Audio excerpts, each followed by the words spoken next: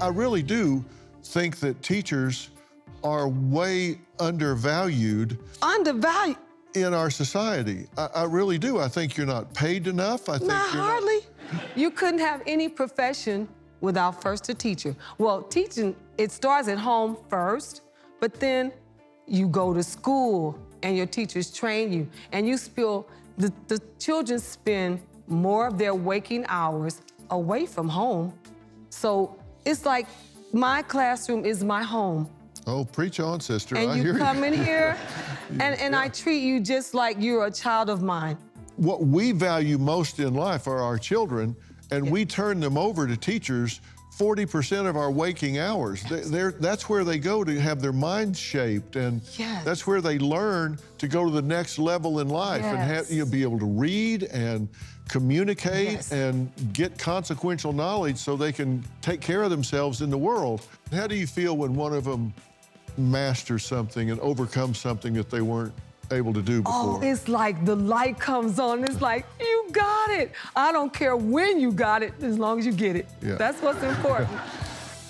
I'm back with Amber and Jasenia, and we're going to add Aurora here in just a minute.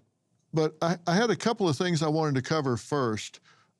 Now, Jasenia, you have a degree, and what's your degree in? My degree is from University of Hawaii at Manoa in communicology. Okay. And what did you plan to do? What's your career goal long term? Originally, I wanted to become a school counselor. Uh-huh. Do you think that's something you'll do eventually? Eventually, yes, I think I would love to see myself as a school counselor. I think being in the classroom has definitely changed it a little bit, for the better and for the best way. But you never, under any theory, planned to teach all these subjects and be in the classroom grinding out through these subjects every day. No, that was not the plan. Yeah, and Amber, it takes a special kind of person to do that, right? I mean, people that teach don't do it to get rich. We know that. I don't know a teacher that doesn't get in their own pocket to get resources for their classroom. Seriously, I always shudder when I talk to teachers that someday they're going to divide the number of hours by the pay they get and figure out what they're making per hour, and they'll all quit because they work so many hours for so little pay.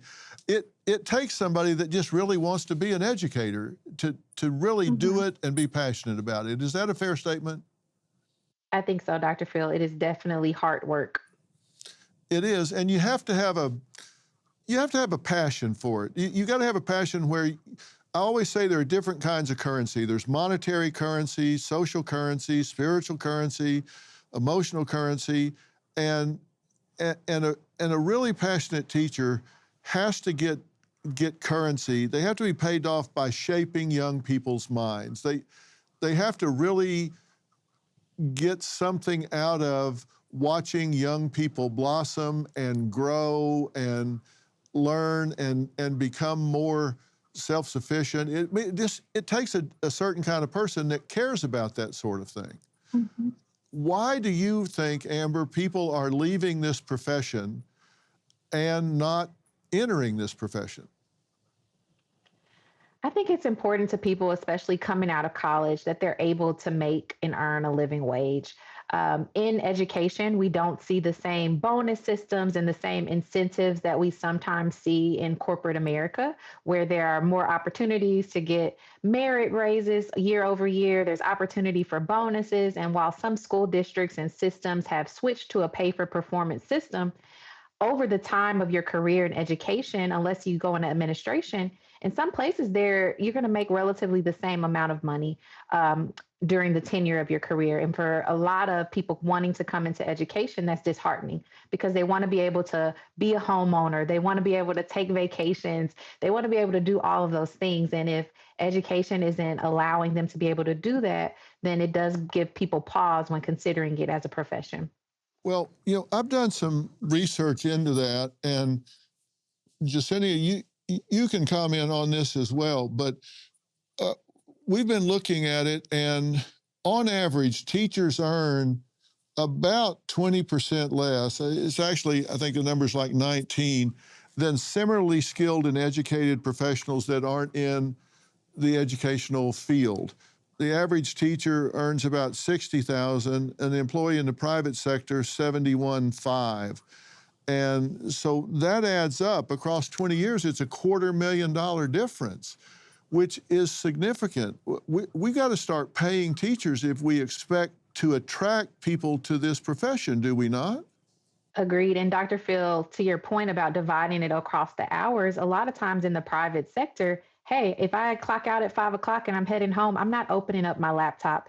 Teachers are sometimes have these unspoken expectations that they'll continue to do lesson plans and they'll continue to do other things in the evenings, whether it's attending PTA meetings or facilitating and supporting student events.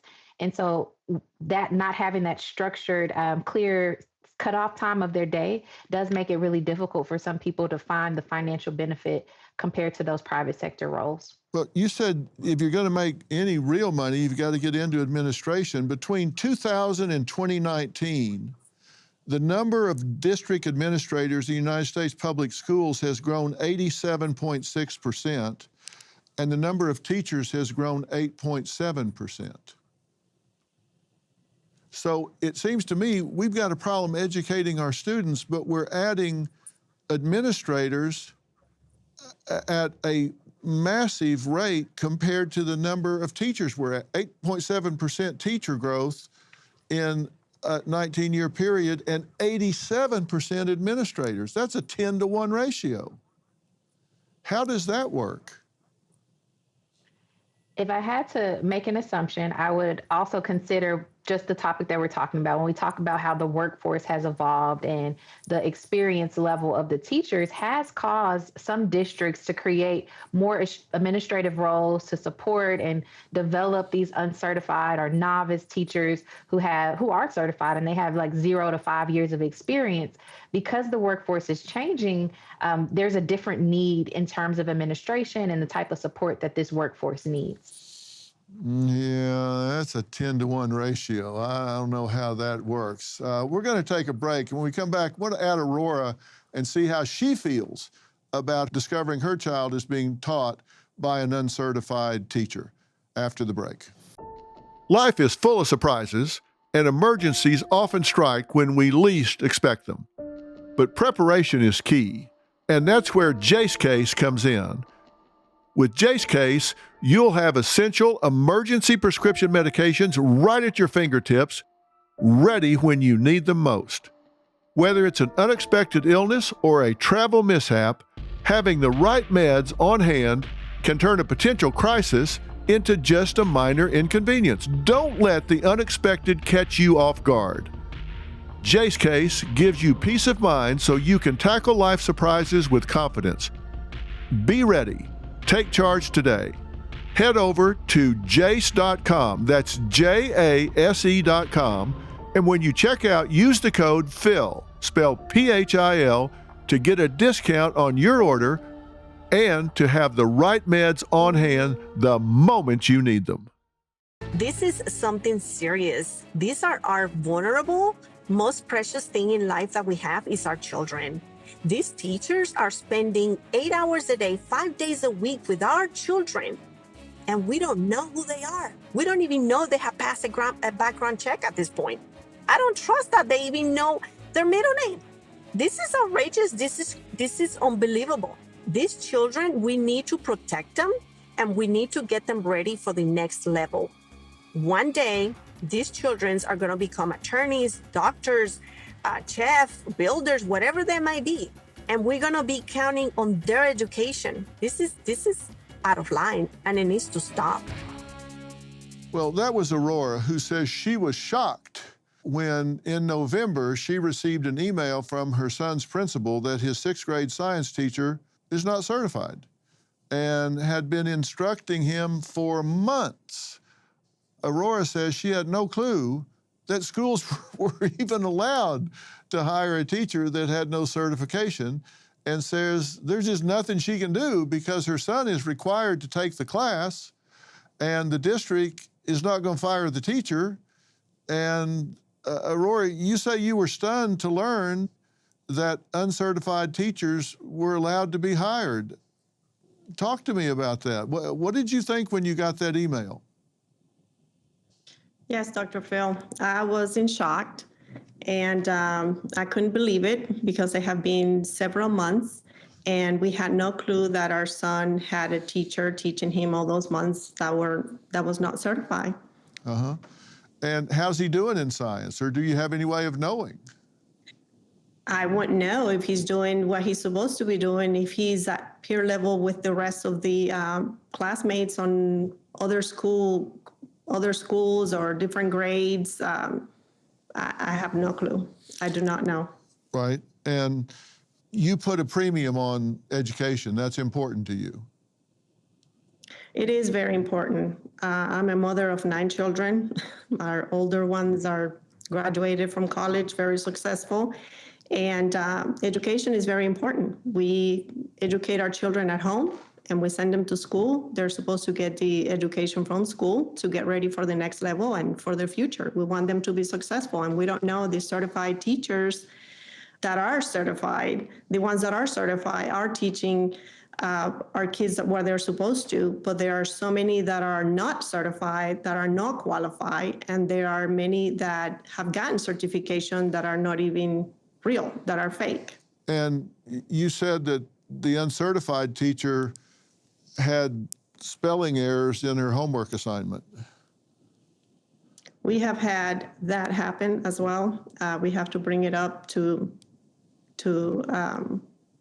them, and some work levels where they have been taught certain things, and the teaching method is not how we as parents would teach it. You would think that teachers will have a better method of teaching, so we have to correct those things.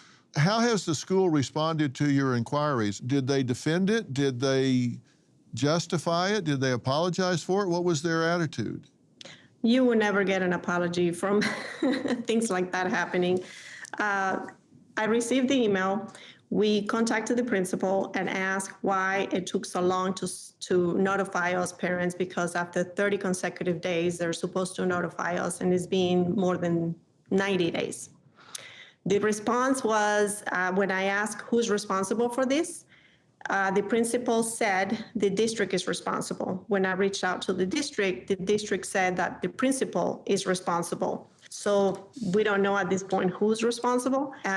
We did get into it more with the district, and at the end, they sent us a letter, an email letting us know that moving from now on, they are going to put in the system something that allows them to know right at 30 days of consecutive days, a teacher or a substitute teacher teaching a subject that they're not certified on, they will notify parents right away. That's a system that should have been in place from the beginning. Well, but that doesn't solve the problem, though. That just tells you that it's happening. I want to hear what Amber has to say about that, because the solution is hard.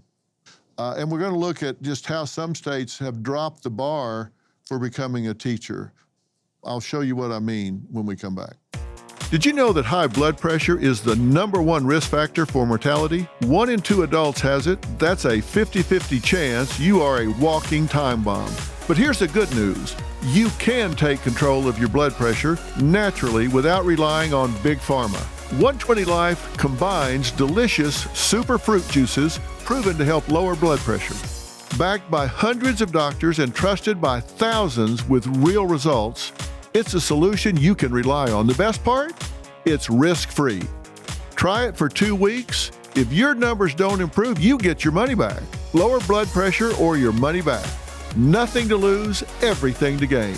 Go to 120life.com. That's 120life.com and use code PHIL, P-H-I-L, to save 15% and get free shipping. This is serious. This is your life we're talking about. 120 Life can help.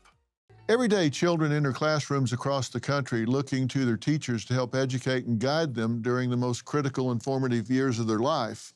But now the education and future of these children may be in jeopardy due to many states lowering the standards required to become a teacher.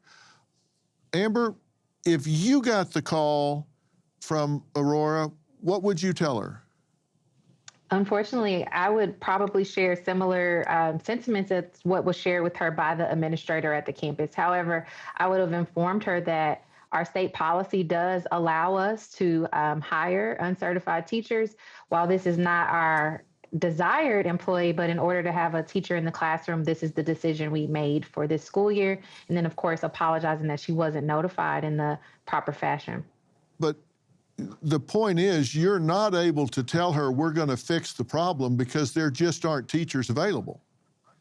There are not. And the state policies have allowed for this to be the situation that we're in because of the teacher shortage. And to address that, the policy has been lifted in so many states or lessened the requirements so that we can get teachers in the classroom, and that includes those who are not certified.